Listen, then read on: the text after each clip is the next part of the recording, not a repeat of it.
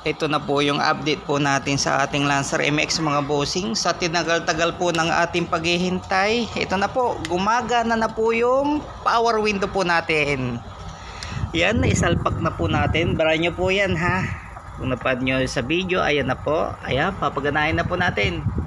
Sa tagal-tagal po kasi natin paghihintay, ngayon lang po dumating yung ating pyesa.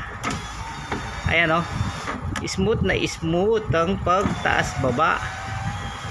Oh, hindi na pag nasa tollgate ka magbubukas ka pa ng pinto pag magbabayad ka sa tollgate o kaya sa mga subdivision na papasukin magbabayad ng barya. Ngayon hindi na, bubuksan mo na lang yung bintana, pipindutin mo na lang po.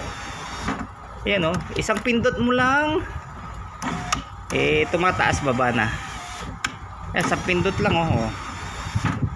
Ayos mga bossing, okay na. Ayan, ang ating Lancer MX.